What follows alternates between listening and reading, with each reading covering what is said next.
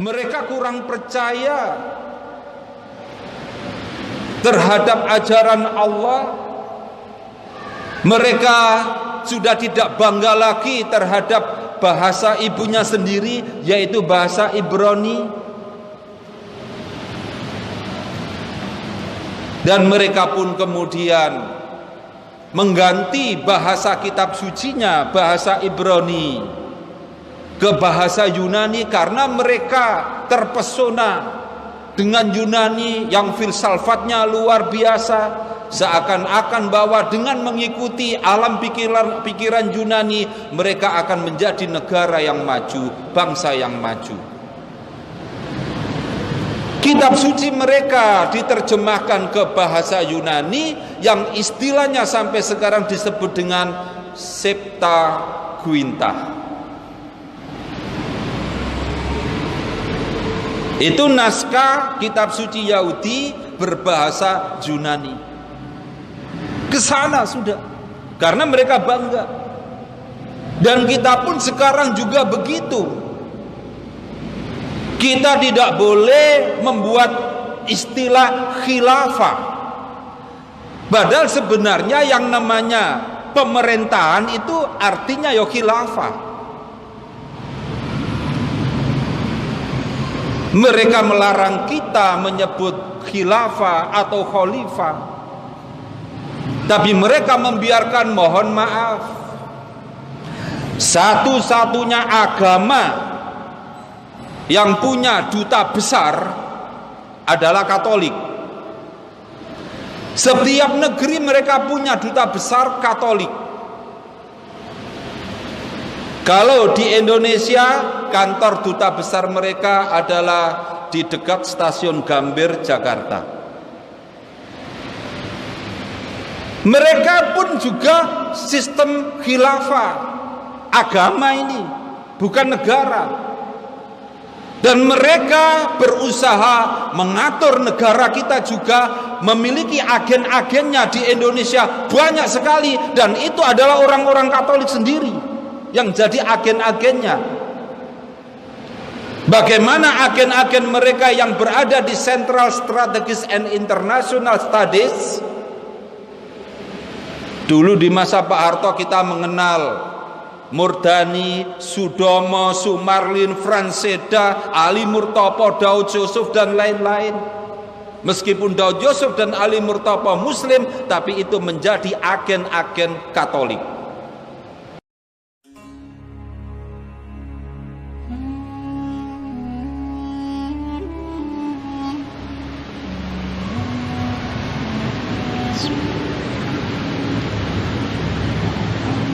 Assalamualaikum warahmatullahi wabarakatuh. Alhamdulillahilladzi ahsana kulla syai'in khalaqahu wa bi ihsanihi yahtadil muhtadun. Asyhadu an la ilaha illallah syahadatan yataqarrabu biha mutaqarrabun. Wa asyhadu anna Muhammadan abduhu wa rasuluh khatamu bihi nabiyyun sallallahu alaihi wa ala alihi wa ashabihi wa tabi'ina wa man tabi'ahum ila yaumi yub'atsun, amma ba'du. Jamaah yang dirahmati Allah, Allah Subhanahu wa ta'ala yang maha kasih sayang kepada kita, hamba-hamba yang soleh, tidak menghendaki kita berada dalam kegalauan hidup. Oleh karena itu Allah memberikan tuntunan kepada kita sekalian, yakni firman-Nya Al-Qur'anul Karim. Dengan Al-Qur'an itulah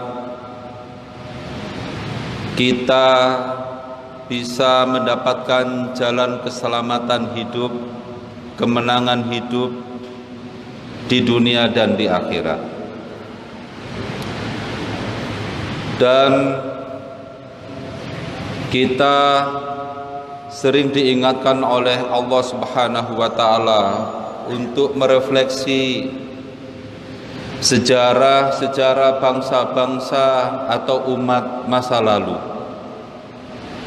Di antaranya kita diajari oleh Allah untuk mengkaji tentang kehidupan Bani Israel. Bani Israel dulu sebagai umat yang mahbub, yang dicintai oleh Allah, yang kemudian berbalik menjadi umat yang maghdub, yang dimurkai oleh Allah. Di antaranya pada surat Al-Baqarah ayat 40 sampai ayat 46. Allah berfirman, A'udzu billahi minasyaitonir rajim. Ya bani Israil adhkuru ni'mati allati an'amtu 'alaikum wa aufu bi'ahdi ufi bi'ahdikum wa iyaya farhabun. Hai Bani Israel, ingatlah atas nikmatku yang telah aku berikan kepadamu, dan penuhilah perjanjianmu denganku. Niscaya aku akan memenuhi perjanjianku denganmu, dan hanya kepadakulah hendaklah engkau takut. Ma'asyiral muslimin rahimakumullah. Pada ayat-ayat berikutnya Allah memaparkan kepada kita betapa banyak anugerah nikmat Allah kepada Bani Israel. Para nabi banyak yang lahir dari kalangan mereka. Kita juga begitu sama. Betapa banyak anugerah nikmat Allah yang diberikan kepada kita, mulai dari yang ada pada tubuh kita sendiri sampai kepada bumi yang setiap hari tempat kita menapakkan kaki ini. Luar biasa anugerah Allah yang diberikan kepada kita. Dan insya Allah kita pun akan mendapatkan anugerah baldatun thayyibatun wa rabbun ghafur. Mendapatkan anugerah negeri yang indah mempesona di bawah naungan ampunan Allah Subhanahu wa taala. Asalkan kita ini memenuhi janji kita kepada Allah Subhanahu wa taala, niscaya Allah pun memenuhi janjinya kepada kita. Bahkan Allah juga sudah menyatakan dengan tegas pada surat Al-Baqarah ayat 29, Huwallazi khalaqalakum ma fil ardi jami'ah. Dialah Allah yang menciptakan apa saja yang ada di bumi ini untuk kamu. Kurang apa sebenarnya? Tetapi ingatlah, Allah memberi warning kepada kita, wa iyaya farhabun, dan hendaklah kepadaku kamu takut. Kita tidak boleh takut kepada yang lain.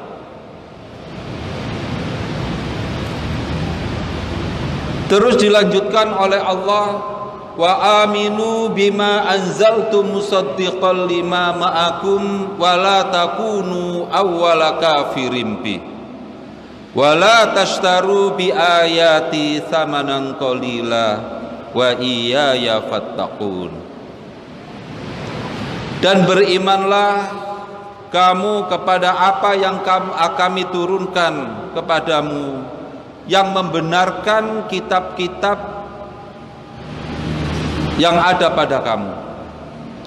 Maksudnya di sini adalah bahwa Bani Israel diperintah oleh Allah untuk beriman kepada Al-Quran yang membetulkan kitab-kitab yang ada pada mereka, terutama kitab Taurat dan Injil.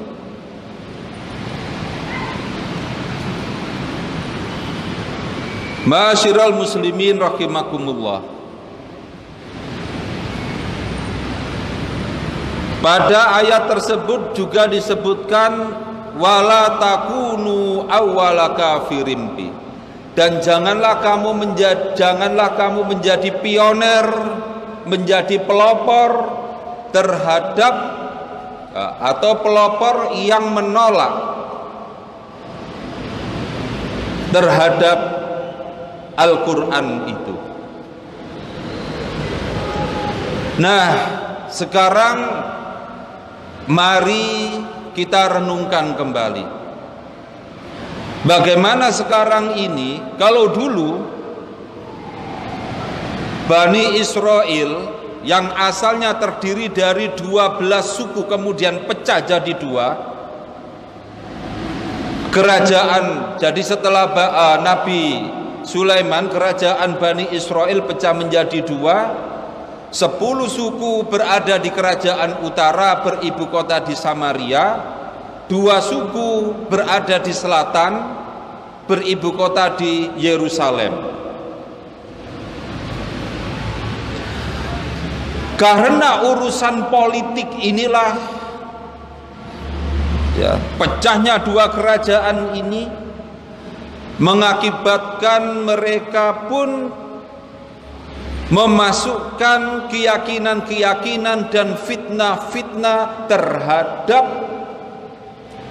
nabi-nabi mereka, dan itu pun dimasukkan dalam kitab suci mereka. Sebagai contoh, pada kitab suci mereka, kalau menurut orang Kristen disebut perjanjian lama, tapi mereka tetap menyebutnya Pentateuch atau Tanakh, singkatan dari Taurat, Nebiim dan Ketubim. Nah, pada kitab Samuel yang kedua, pasal 12 ayat 2 sampai ayat 5 dan 24, itu diceritakan bagaimana Nabi Daud, seorang nabi yang dimuliakan oleh Allah, difitnah selingkuh dengan tetangganya yang bernama Batsheba. Itu dalam kitab suci diceritakan begitu.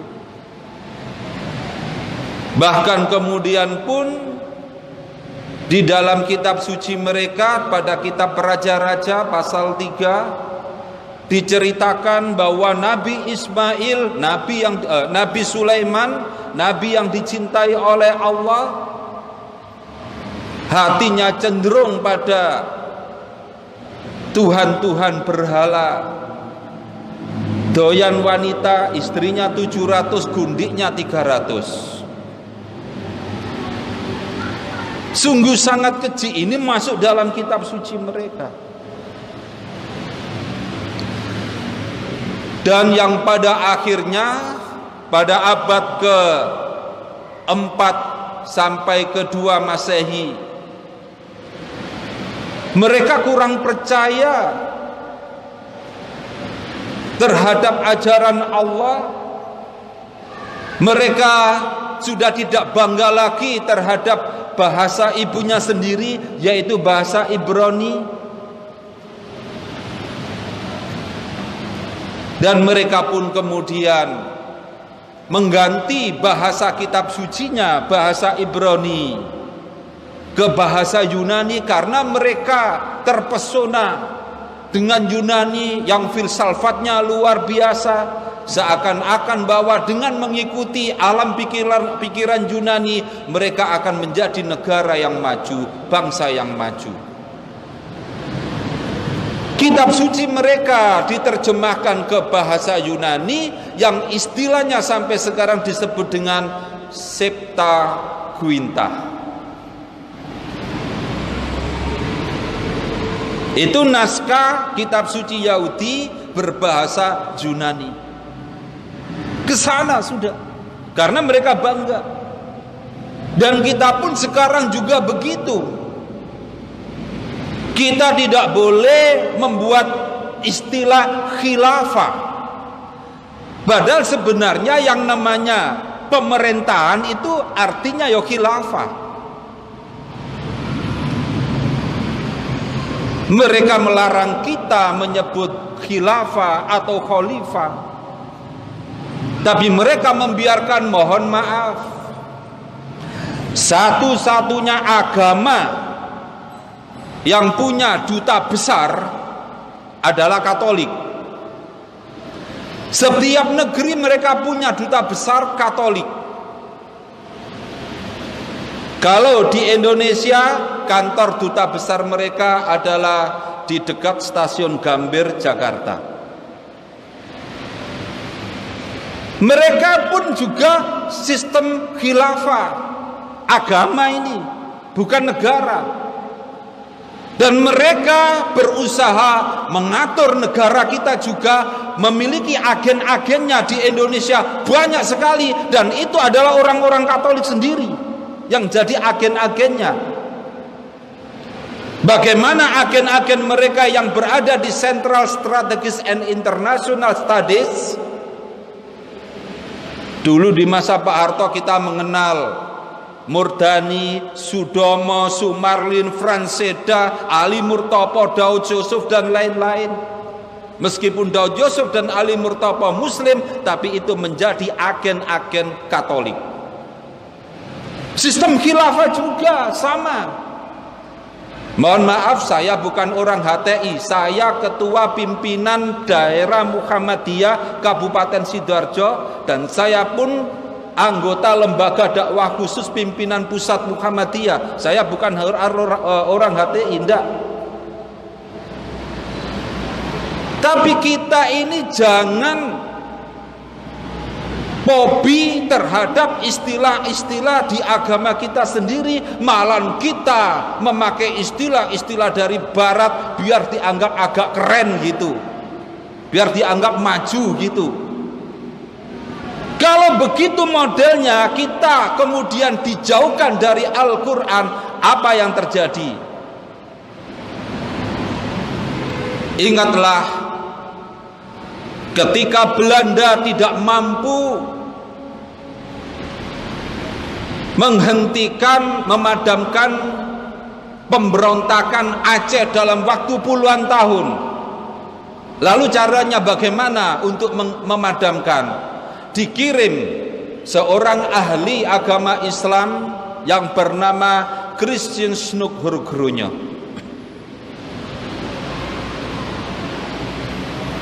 Dari situlah kemudian bagaimana cara melumpuhkan kekuatan Islam di Indonesia. Mari kita refleksikan sejarah Bani Israel dengan sejarah umat Islam ini. Ingat, Bani Israel dulu bangsa umat yang kokoh di masa Nabi Daud, Nabi Sulaiman, yang kemudian pecah, yang kemudian diinjak-injak oleh umat dan bangsa lain. Apakah kemudian kita meniru jejaknya Bani Israel sampai kemudian mereka tidak punya negeri? Sampai sekarang kita mengenal Bani Israel adalah bangsa diaspora, bangsa gelandangan yang tidak punya negeri dalam waktu ribuan tahun. Apakah kita mau seperti itu? Bahkan sekarang pun kita ini digiring untuk menjadi budak-budak modern, menjadi tamu asing di negeri sendiri. Kenapa? Tadi Allah sudah mengingatkan kita dengan menampilkan sampelnya, contohnya Bani Israel, wa aminu bima anzaltu musaddiqal lima ma'akum wa la takunu awwala kafirin bi wa la tashtaru bi ayati samanan qalila wa iyaya fattaqun. Dan jangan kamu menjual ayat-ayatku dengan harga yang murah. Mohon maaf, terutama sekarang saat pilkada, apalagi pemilu pilpres maupun pilkada, terkadang label tokoh agama, kiai, ustadz, syekh dan lain-lain dijual dengan harga yang murah. Sehingga apa yang terjadi? Maka umat lain akan melecehkan kita, menertawakan kita. Mohon maaf, ini sering terjadi. Yang hak dikatakan batil, yang batil dikatakan hak, ini sudah terjadi. Kalau modelnya seperti ini, yang hak dikatakan batil, yang batil dikatakan hak, yang amanah dikatakan pengkhianat, penjaga NKRI dikatakan sebagai anti NKRI, padahal sebenarnya yang anti NKRI itulah yang menuduh umat Islam sebagai orang yang anti NKRI, padahal justru umat Islamlah penjaga NKRI itu.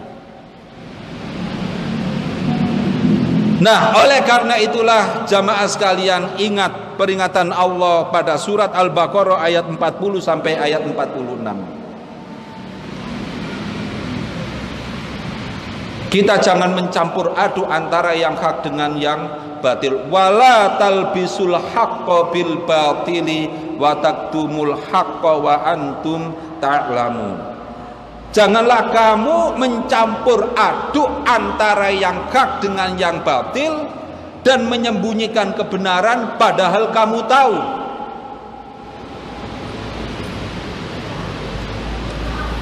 Katakanlah yang hak itu adalah hak, katakanlah yang batil itu adalah batil, meskipun di depan raja yang zalim. Aqulu qouli hadza wastaghfirullaha li wa lakum wastaghfiru innahu huwal ghafurur rahim.